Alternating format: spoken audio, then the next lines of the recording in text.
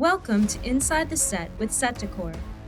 Inside the Set is a series that focuses on the design and decor of stories that excite us and ignite our imaginations, where we get to discuss the collaborations between production designers and set decorators, and hear firsthand accounts of how those works of art came to be, from their inception to ideas on the page through completion, where we sit in the dark and experience them collectively. Welcome to Inside the Set. I'm Pascale SDSA, and joining us today are set decorator Serdena SDSA, president of the SDSA, I must say, and production designer Ruth De Jong. And they're going to discuss their collaboration on the film, the sci-fi horror film, Nope. You two had your work cut out for you. It's just astonishing. We should tell the viewers where Agua Dulce is and how easy it is to get to.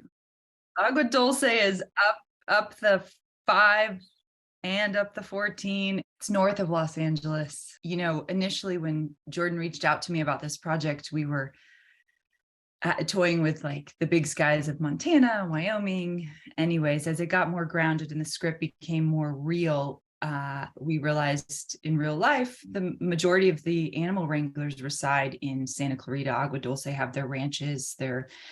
Our specific wrangler, Bobby Lovgren, did as well. He said, I don't think I have ever been 5 minutes from set with my horses, literally.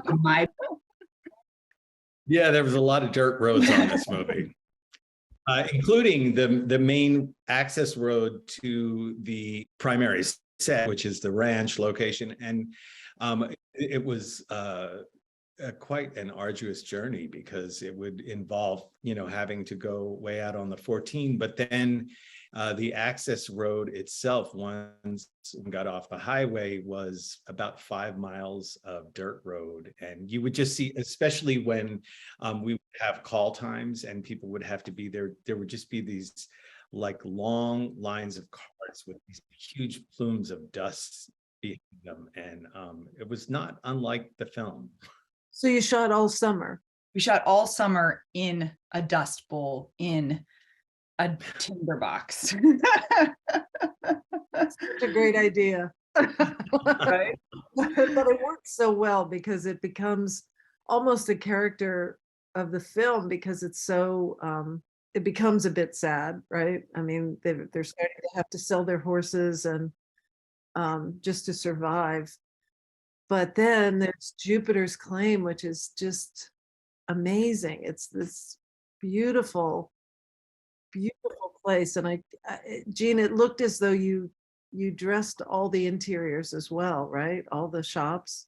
In some cases, we had bulkheads behind the windows that enabled us to dress parts of shops. But then as the director and the cinematographer seemed to fall more and more in love with this space as it was developing, I think some larger requests for expansion were made. And so suddenly we found ourselves needing to turn things that were just supposed to be sort of false fronts with shallow window boxes into interior shops to accommodate shots where, they wanted to shoot behind some of the stuff that would be in the windows, or they may want to cover people that working in and out of shops, show people interacting with the vendors and stuff. So it became quite a bit more developed. And I mean, a lot of it was just sort of impromptu, like, okay, now we're going to make the candy shop a whole candy shop. So Gene handled it with such grace. He's like, great, here comes the candy. And that's what made it was hard, sure, but not painfully hard in the way that the crew was awesome. Everybody just brought it. And when anytime a department was like, oh man, Jordan needs this, 3 other departments would be like, okay, well, how can we help you? It was never just like, you're out, right? I mean, didn't you feel like that, Jean? It was always just kind of like, it was very collaborative, everyone. But isn't that the most amazing thing when the whole team is, you really feel like you're a whole team? Who was the construction team? Mike Villarino led it. with Calvin Magnum as who's wonderful, as the foreman. I just appreciate how Monkey Paw operates as a production company, as well as our producers, Ian, Bob, and Karen. Nobody, when it was like, you need to build the entire town, and you're building an entire house and go, it was never an unattainable thing. We shot Haywood Ranch first and we shot it out. So we had 12 weeks to construct the house. And then we handed it over to special effects and Gene and everybody that needed to get in there and lighting. And then we started on Jupiter's Claim, which was about a 14-week build. But we were doing that the entire time we were shooting the ranch, and we were next door to each other. So I could bring Jordan over at lunch or afterwards. So everybody just made it the best possible thing by being accommodating and understanding, where the difficulties were, but then not, sometimes you're on those shows where you're just like, this is impossible and nobody cares. One of the other things I wanted to comment on was Ruth referred to the proximity of the ranch and to Jupiter's Claim. And when you see that in the film, when you see the characters who are at the ranch and they're looking across the valley and you see the lights in the distance, that was actually the location of the Jupiter's Claim location. It was enhanced digitally to make the lights more prominent and stuff, but those were the actual connections between the two locations. Oh, that's amazing. I wondered what the lights were off in the distance. That's so great. It was all in camera, and in Em's ride, her motorcycle ride over at the end was in camera. Hoyta came up with this incredible experiment that worked, shooting day for night.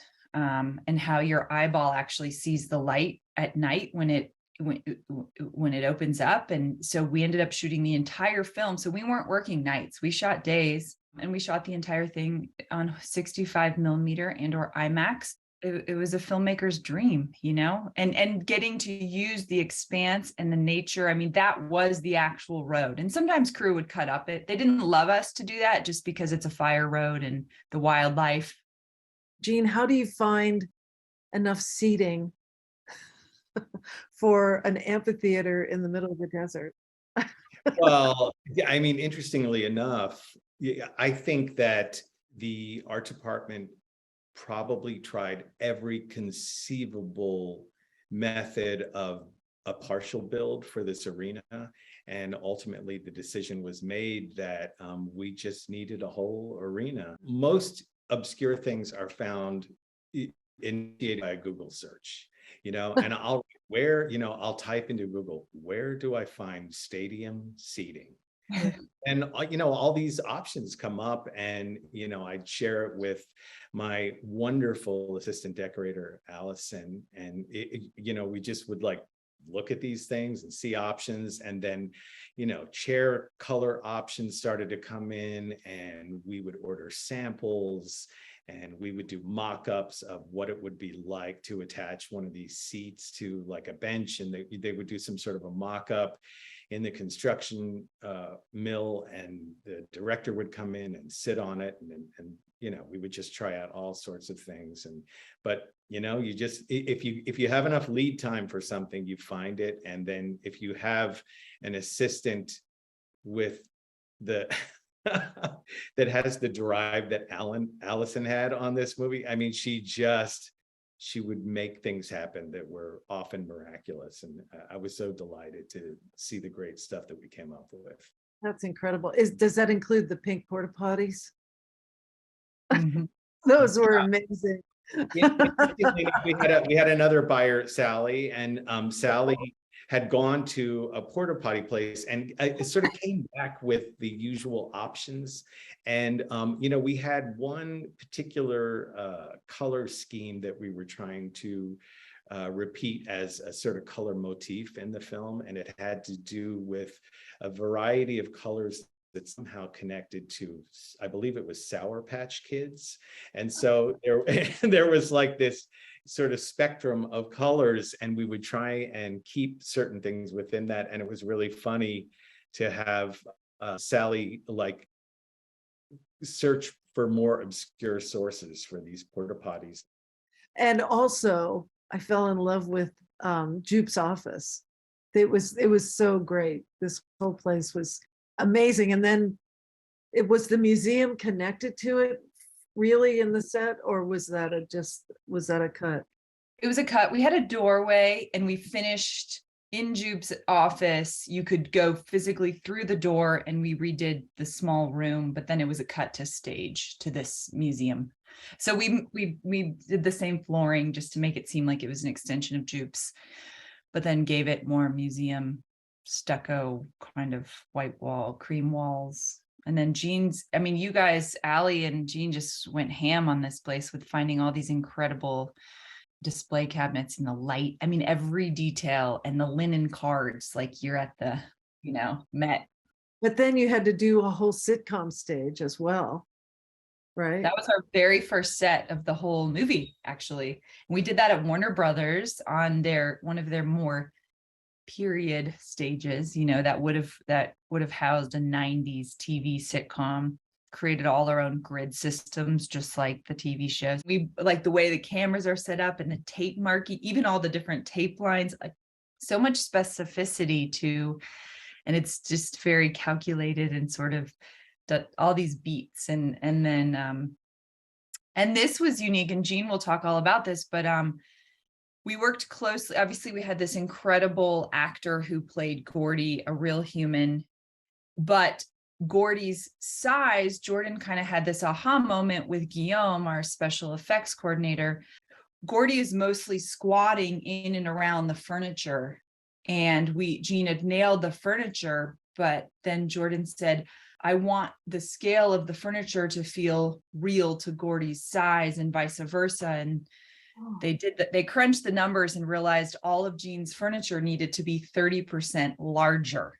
So it all had to be custom, every single piece. So it's like, you look at this, you're like, oh, he probably found this great furniture, maybe got a custom cover, slip cover.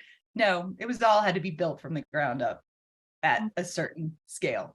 It was kind of great to make like overscale breakaway lamps and to have large shades for them. And also it was all in a period look, so we're doing these like slip covered pieces with scrolled arms and, things that were really fashionable in the period. To have to fabricate that stuff large it was really fascinating. And I felt like it was really successful. We had to do some bizarre calculation that's beyond my ability, but it's like to get the size of the actor and the size of the furniture. And then we had to research sizes of chimpanzees and present those looks to the director, who then determined, I think we would like him to be approximately this size. And then we would have to match the scale of the furniture with that. When the real size actors are sitting in it, it doesn't look like it's too big for them. So I'm sure that was a delicate balance. And then you built the house, the ranch house, which is beautiful. He wanted it to be iconic, sort of Hitchcockian in a way, and to rival the, tell me the name of that house. I'm blanking. Psycho House. Psycho House, thank you. And I went down this rabbit hole of just researching turn of the century California ranch homes up and down the Central Coast, Northern California, Southern California. And there was this incredible, the Gillette House is out near Redlands, California, and it was an early homesteader's ranch. And so Jim Hewitt was our incredible set designer, and he drew this whole thing by hand, as he does. And we had so much fun with it. And we created a whole backstory with Jordan, because we also wanted to keep the demographics of it real and grounded. Like, how did Mr. Haywood come and purchase this? When? And we had this whole backstory. He probably grabbed it in the 70s. It was this falling down ranch house, 20, 30-year-old appliances, vintage wallpaper, didn't have the money. We left all these cracks in the plaster. It wasn't this, fancy mansion. It was a dust bowl, and it was just had been there, and he really kept his barns up, but just lived here. So we had fun with it. And we just really leaned into period California homesteads. Oh, it's beautifully done. And then you built the barns too, right? The stables. No, those existed. We redid those, and Jean had to dress them in their entirety. But Talk about that, Jean. My God. You learn a little bit about a lot of things on a movie, often that are things outside your, ordinary scope of understanding or comprehension. And in this case, I mean, my only experience with horses and ranches were like a Western I did 100 years ago. That was, like late 19th century. And so it's a bit daunting to say, hey, do you want to do this movie that takes place on a ranch with a bunch of horses? It's like, oh, wow, I guess I'm going to have to learn about a new world. But you're right. We learn a little bit about everything with each job. So, animal husbandry and animal comfort. We also had the advantage of having these horse wranglers who had a tremendous amount of experience, and their ranches were very close to where we were shooting. And so I was able to visit both of their places. And so it was really interesting to see, like, wow, they're doing all this weird stuff with like old bleach bottles and stuff like that. So to like be able to see these things and have them be things that have a particular kind of character to them, and then be able to talk to the wranglers and say, what does this setup represent? What's being done here? And so then, armed with that knowledge, my team was able to just create these moments throughout the ranch. So they may be somewhat of a mystery to the layperson, but I think that they lend an element of reality that just, like, I like to think that a horse, like a professional Hollywood horse wrangler, might see the movie, understand what that thing is in the background. That's really great. I love getting that right. definitely. And that was a blessing to just, and they were so wonderful and open to work with in that capacity. And is the other great thing they did is basically Jean's like, well, can I just buy all of, or what did you took all of their used, perfectly aged gear and bought them brand new. Cause Right. like, it all Stuff, aged. say, hey, this looks really cool. Can I replace this with something new? And they're like, yes. Your rusty barrel that has like holes in it, and it was really, it's kind of a great thing to have really cooperative people like that. Looking at these pictures too, it brings back when you're in this film for so long, and then when you really look about it, and as we're speaking about it, it's like Gene had so many challenges, because not only did he have stadium seats, he had these sky dancers, and he didn't have to worry about the real horses, but he had to come up with the not real horses. His paint team did all of these. They had to be very specific colors and palettes, and it was eyes and all the tack. I mean, it never ended. How did you start, Jean? Were they sculpted? I was like, somewhere out there are going to be horse sculptures. And so, Allison and I started to do a deep dive, and I found a place in Texas that makes all these horses. And so we were ready to order like all these horses from Texas. And then Allison, in her travels throughout this whole area, she came across a guy, and he happened to have our lead horse, the one that's on its hind legs. He happened to have that horse on his ranch somewhere. It was just like sitting behind his shed or something. And she was, this is the horse we're going to order from Texas.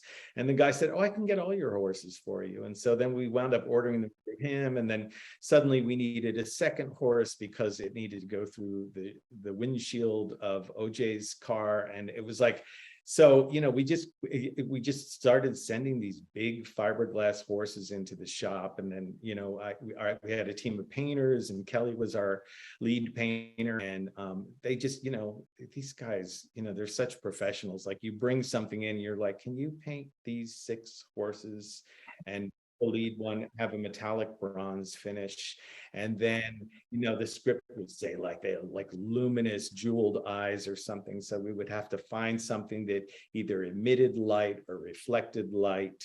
And it was so interesting to get. I love when you show something that's kind of unexpected or weird, and the director goes, yes. And Jordan Peele is very much that guy. He's just, he gets behind really funky ideas. I love those discoveries, when you're going down a rabbit hole after rabbit hole, and then you find something in a backyard somewhere. And these things, I've had to have these made before too, and I don't know about you, but I found them a big pain. But you have the color palette, you have the faces, you have the way that they all relate to one another. How on earth did you pull that off? Color palette was the specificity again of going back to the Skittles or the whatever it is, the Sour Patch Kids, our poor electric team. Adam, our lead gaffer, had an iPad with every single Skydancer on the iPad. So as they're filming in real time with the IMAX camera, Jordan would be like, red one down, green one down. Like, so he's just like hitting the buttons it was unbelievable. We filmed for several days, a good 10 days over the course of the time. And the rats started to chew the cable lines. So that like, he'd go to push his thing and he's like, it's not. And then he'd go out there and they'd be like, When that cable order went in, a producer called and was like, Ruth, Jordan wants this many Skydancers across this many acres? And I said, yes, he does. He's like, $500,000 in cable. And I said, talk to Jordan. So I have to ask about two other things. And one is, people outside of Los Angeles might not know that Fry's was a great electronics store, kind of quirky, but it was amazing. It was a mecca for anything electronic. But they closed before you filmed, so you had to recreate this. I read the script. I got attached to this movie a long time before I actually started, because we had several pushes, and I think a lot of that may have been because it was sort of at the height of the pandemic, and so there was a bit of a push to try and wait till sort of numbers got down a bit more, and everybody was more comfortable with filming this and the scale of this project. And so one of the things that I saw in the script was Fry's. And shortly after I read the script, I read a headline that Fry's had gone bankrupt and they were closing all their stores. So I called Ruth and I was like, I don't know if you know this, but Fry's is going out of business. And so I think that we sort of thought like, you know what, maybe they'll still have inventory in some of their stores. And sure enough, as the push went on for this project, by the time we started, Fry's was empty. So we dressed, only, I don't know how many aisles, I can't remember, but we didn't have to dress the entire store, but it still was a lot. And I don't know where Grant and Allie and they just came up with these boxes and this stuff. I'd had a bit of experience having to do like big retail spaces for a film. I had to do an entire supermarket. It was one of those huge supermarkets, and it had been closed to the point where there wasn't even shelving or anything. And so, one of the strategies that I tried to employ was I was like, let's get certain products. Let's photograph the boxes. And so we take a scan of them and we make graphics out of them. And then let's find other boxes that we can buy in multiple, and we'll have the graphic artists resize the graphics so that they can sort of fit onto the box. So we did a lot of cheats like that. And then, I had the shoppers just out trying to find things that were available that we could purchase that were relatively inexpensive, but had some size to them. We had this really smart strategy to employ suspending as many graphics as we could from the ceiling and attaching things to the tops of shelves so that we're able to minimize views into other parts of the space. And so that kind of obscuring other space kind of helped you cheat. And it was really useful. Well, it worked immensely well. I mean, I know that store, it used to be one of all of our hangouts. Yeah. Open late and you could get things, weird little things. But you did so well with that. It's amazing. And the other one I want to talk about for sure is the diner, the Copper Pots Cove, because it's a recurring theme with Jordan, right? It is. We developed it. We didn't have the physical restaurant for us, but we came up with the concept in us. And Jordan's a big foodie, and he was like, what if we had this, California chain restaurant, but it was seafood, a la Long John Silver's, but our own, So we created it in us. And then, so we had the initial logo and kind of food menu. And then he said, I want them to go to Copper Pots and have this whole scene. So we scouted this as North Hollywood. There was nothing in it. It was COVID. He was still open.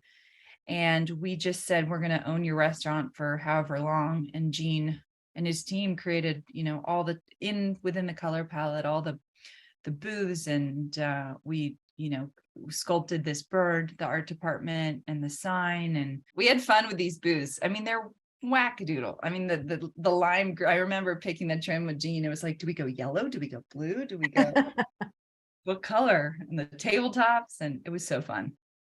Oh, it's perfect. It's perfect. One of the other things that I was so struck by is the specificity that Jordan, and this is a situation that I've never had on any movie that I've done, and it was really a wonderful part of the process. But during prep, we had weekly meetings with the director, Jordan, and with his partner producer. And so weekly, Jordan and Ian would come, and Ruth and Samantha, our art director, would join us, and we would just sit around this big table and we would discuss the movie. Like almost every week we did this during prep, and it was fantastic. But Jordan is nuts, man. He and Ian go on these deep dives about where they get into the specificity of things. And I could not believe how much discussion there was around like every little detail of all design of Copper Pots. I was like, guys, this is like a half-page scene. It was just like, but it's like, that's the world that they want to create. There's blood in so many places that I don't know if you want to talk about how you deal with the blood. We kind of all collectively decided we're going to shoot everything out, make sure we have everything. And then there's this point where the house goes bloody and we never go back. Once it went bloody, it's like we lived in that world. You see the spinning rain towers and blood towers, and we did it all over a weekend. We painted the house. It was actually the same mixture I used on There Will Be Blood with Jack Fisk like 15 years ago. The special effects house made it for us, but so it could soak into the earth, and it's food grade and etc. And it was all over everything. It was fun, but thankfully we had a minute, I remember, on set where they were like, oh shoot, we need to get and I was like, so do I need to wash the house? Like, what do we do? They're like, no, it's going to be fine. Like, no, visual effects needs to wash the house. Yeah, exactly. Yeah, exactly. And then on top of all as if you're not just doing a monumental feat designing this film, it then became a ride. Yes. Part of Universal Tours. I mean, how wild is that? That was, Ian spearheaded that. Ian is the creative director and Jordan's right-hand partner, best friend since kindergarten, and is really just the creative force, elevating Jordan's ideas, to the next level. And we built this whole town, and I said, Ian, this is all going to go in the trash. And he's like, this cannot go in the trash.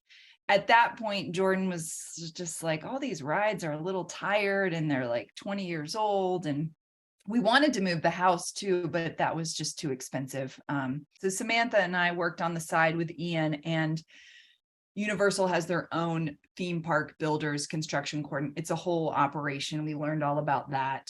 You can go walk through it or drive through it or see it. And we also forgot to talk about Holst's house. Oh yes. He was another situation on every level. Well, tell us a little bit about that. Maybe Alex can help us. Yeah, that house was incredible. I mean, that obviously Holst wanted to come back as Hoyta, let's just put it that way. But no, he was a super eccentric guy, and we found this was a Lautner house in the Hollywood Hills. Gene completely redressed the entire house. We did this sea of greens outside to block sort of, it was just such hard. I mean, you look down on into Hollywood, but this was a lot of layers and it was a tough load in because it was, you know, this super tiny lot right on the corner, nowhere to park. And it was a Lautner house. So it's like, don't touch anything. But I mean, this moment where we have this storage space, a mysterious storage space in a hallway, it's like, what is this? And so I think we started with the supposition, and I think these were Jordan's words, but the idea that this cinematographer is like maybe the most interesting man in the world. So, you know, we had this idea that we had to take a space of a house that already had great architecture and make it really cool. And so much more was put together than is actually seen in the film, because principally we see him around his editing bay. But it was really interesting to develop the character of the set and to not have to strictly adhere to sort of like mid-century conventions and feel like, oh, we have to make this a strict mid-century house. And they were tasked. I mean, Gene had to go. This editing table was practical and real and had to be very specific to the period, the film size. They went down these rabbit holes with these film collectors and editors, and it was very nuanced and that's the thing with Jordan. It's like, you're only in something for a blip, and it's like, oh, but it's on every it isn't just like, oh, just throw an old table in there and it doesn't need to. It's like, no, every inch of it, which is incredible and wonderful, but no set ends up being just like, oh yeah, no problem. This is just great. I mean, all the work is just incredible. And, you know, sadly, some of it isn't seen, but yeah, it's okay. I mean, I think that's what's exciting about it's ultimately Jordan's film, and we're there to give him every inch of it and more. And then that's the beauty of then seeing the collaboration continue with like, okay, it's all worth it, every inch of it, regardless if it's seen, because it's influencing the characters in various ways, their interactions, who they're perceiving themselves in their spaces, whether or not you even follow them all the way through their spaces. But and I think that's what's important to remember, is it's giving them the tools they need. And I think that's what's so great about working with such a strong team, because the whole house, they can open any cabinet, any drawer, and it's not like, oh, well, there's nothing in here. It's like, oh, there's stuff to play with and interact with. It's like there's never a forgotten space. And even like behind the bathroom cabinets and the kitchen cabinets, and there's always something, and then the actors are free. It's like, this is your entire house, you know, go for it. So that's just such a privilege to have that depth and scope of work, you know, whether or not it's physically seen. I feel really lucky to have been able to do this movie. I mean, you know, when I got the call from Ruth, first of all, I'd wanted to work with Ruth for a while because I'm like, she does really cool movies. And I want to do cool movies. And then when she said Jordan Peele, I was like, oh my God, this is like a dream project. And then when I found out that Hoyta was shooting it, I've done 2 other films with him, and he's one of my favorite photographers. And it's like, this is really awesome. Scott Fisher, I'd worked with him, and so many great people, and you know, of course, all the wonderful people on my team. Yeah, you know, we go from movie to movie. I love them all. It was so special. And I think what's so incredible with, you know, in this film in particular with the set deck team is, Jan, you touched on it earlier with the house, of how they have to fill in all these storylines that Jordan doesn't write, I don't talk about. And then, you know, it's like, you've got the architecture of the house, you've got the walls of the house, but then where's the soul, and the soul of the backdrop of from Jupiter's Claim to the Haywoods to Fry's. And I think sometimes you're so in, I find myself so in it designing it, and then I'm like, okay, it's standing, but man, now what goes inside of it? You know, you're just sort of like zapped. And then all of a sudden the energy that Gene brought, and Allison and Grant and the whole team, you're just like, it's stuff that I'm like, I don't think I would have ever come up with that. Well, this has just been incredible. It's so great to speak with both of you and to learn all of these things that went into a seamless presentation. It's a horror sci-fi film, but it's a delight for the eyes. It's wonderful to watch, and it's amazing to see your great work. Thank you so much for joining us. Thanks for joining us for this episode of Inside the Set with Set Decor. Don't forget to subscribe to our YouTube channel and visit our website, setdecor.com.